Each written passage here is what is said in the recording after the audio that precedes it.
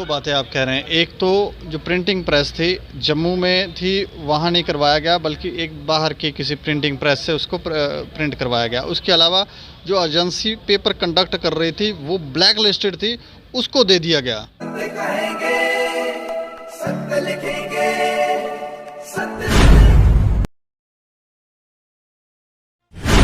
जेके PSI जो scam है उसको लेकर विवाद बना ही रहता है। कभी जो एस्पायरेंट है वो प्रदर्शन करने आ जाते हैं, कभी कोई आ जाता है। कमेंट सेक्शन में अगर आप जाकर देखेंगे तो किस किस तरह की बातें यहाँ पर हो रही हैं।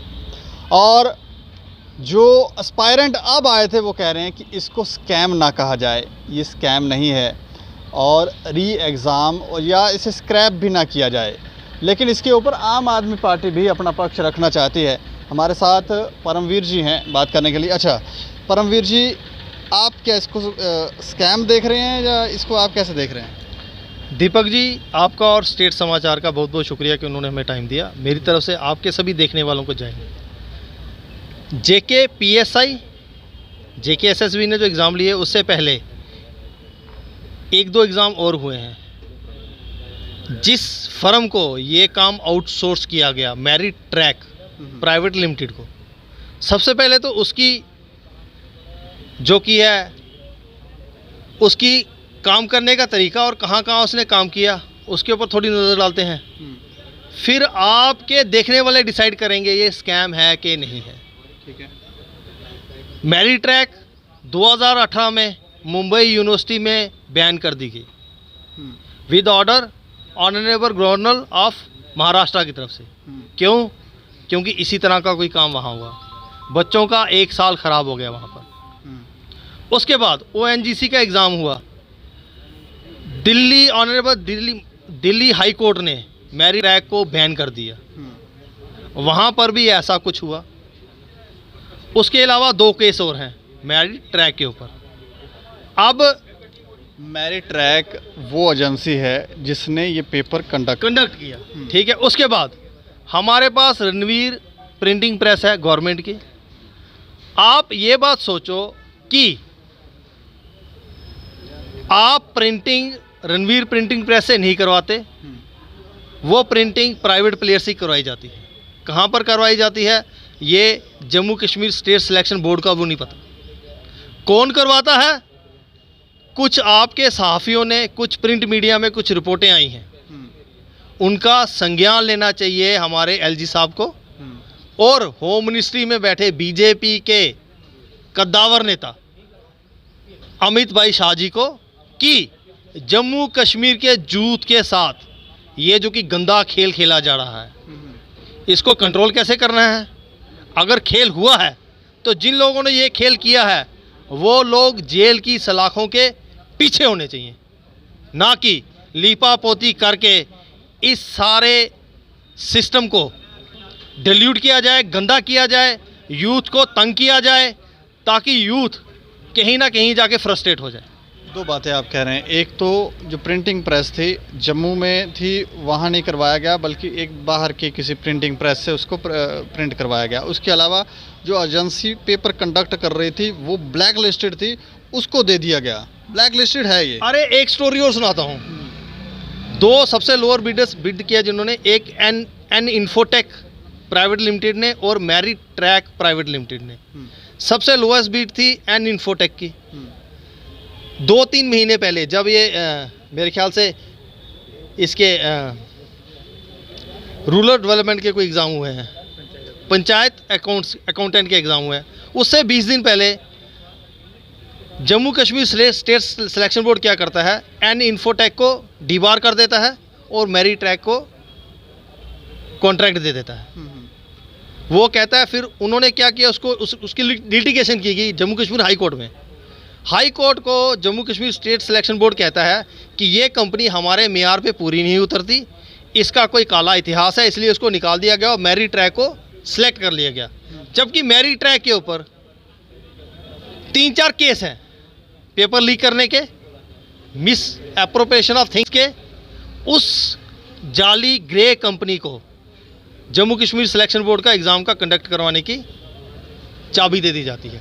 और इसके अलावा जो जम्मू कश्मीर रणवीर प्रिंटिंग प्रेस है वहाँ से पेपर प्रिंट नहीं करवाए जाते, किसी प्राइवेट प्लेयर से करवाए जाते हैं। वो पता नहीं कहाँ पर है, कौन है, कैसे है। अब पंचायत अकाउंटेंट का आया रिज़ल्ट, उसके बाद JKPSI का रिज़ल्ट आया। 60 से 70 लोग वो हैं जो सगे भाई बहन हैं, सगे भाई हैं, जिनकी पेरेंटेज एक है, वो लोग सिलेक्ट हो गए। बीच में सुनने में ये आया कि खोड़ अखनूर में कोई लाइब्रेरी है, उसके 60 से 65 बच्चे सेलेक्ट हो गए, एक ही लाइब्रेरी।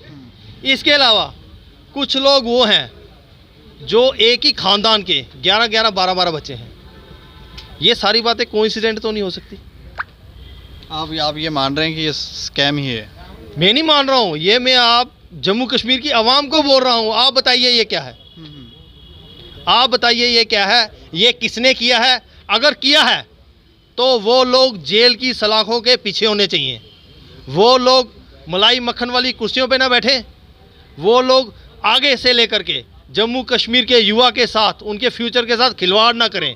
आम आदमी पार्टी इस सब के लिए डिमांड करती है कि इसकी CBI इंक्वायरी की जाए, नहीं तो सुप्रीम कोर्ट के सिटिंग जज से इस सारे प्रकरण की, जो भी तमाशा हुआ जम्मू कश्मीर में पिछले 8-9 एग्ज़ाम्स को लेकर के। ये जो जांच टीम अभी जांच कर रही है, उस पर भरोसा नहीं है आपको? जांच टीम कौन है? जांच टीम कौन है? मैंने अपने कातिल को ही अपना मुंसिफ बना डाला। वो लोग सबके सब जम्मू कश्मीर कैडर के लोग हैं। मैं उनकी जो काबिलियत है उन पर शक नहीं कर रहा हूँ। वो अल्टीमेटली उन्हीं लोगों के नीचे काम करते हैं जिन लोगों ने ये स्कैम किया है। उनके नीचे काम करते हैं वही है। गवर्नमेंट किसकी है? LG साहब कौन है? वो तो मान नहीं रहे हुआ है। वो तो तभी माने जब बच्चे यहाँ इकट्ठे हो गए 400-500 बच्चों के पेरेंट्स आ गए, फिर उनको फंसे हुए करना पड़ा। कहा था 15 दिन में 25 तारीख तक इसका दूध का दूध, पानी का पानी कर देंगे। आज कितनी तारीख हो गई है? आज 2 जुलाई है जनाब, 7 दिन बीत चुके हैं। इससे पहले स्टैम्पीड हुई जम्मू माता वैष्णो देवी भवन पे, उसकी एक इंक्वायरी कमेटी बनी, उसकी रिपोर्ट आज तक नहीं आई। एक नई कमेटी बन गई, इंक्वायरी करो। वो बेचारी क्या करेगी? वो तो हुक्म का गुलाम है, उसको वही कहना है जो ऊपर से होगा। सरकार इसमें दूध का दूध, पानी का पानी करे, नहीं तो आम आदमी पार्टी सड़कों पे उतरेगी और इसका जो भी खमियाजा होगा वो जम्मू कश्मीर एडमिनिस्ट्रेशन को भुगतना पड़ेगा। मतलब आप प्रदर्शन करने की बात कर रहे हैं? क्यों नहीं? 98,000 बच्चे ने JKPSI का एग्ज़ाम दिया है। 98,000 बच्चा है भाई साहब। बच्चे ये कह रहे हैं कि इसे स्क्रैप ना किया जाए। आपको क्या लग रहा है, ये स्क्रैप कर दी जाएगी या कुछ और, इसमें जो कल्प्रिट है उनको सलाखों के पीछे पहुंचाया जाएगा? आप इसको स्क्रैप करते हो, इसको कुछ भी करते हो, हमें जो कल्प्रिट है वो सलाखों के पीछे चाहिए। ये लगता है आपको, अगर ये स्क्रैप करेंगे तो कल्प्रिटों को सलाखों के पीछे पहुँचाएंगे? ये सरकार को सोचना है। ये सरकार, जिन बच्चों ने जा तो इमीडिएटली इसको अगर स्क्रैप करते हैं, इमीडिएटली महीने के बाद दोबारा एग्ज़ाम कंडक्ट करवा लें।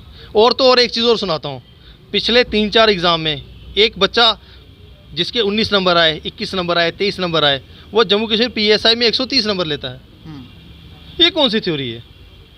जिस बच्चे ने IAS क्लियर किया डोडा से, उसके 101 मार्क्स आए हैं। जिसने IAS UPSC क्लियर किया है उसके 101 नंबर आए हैं।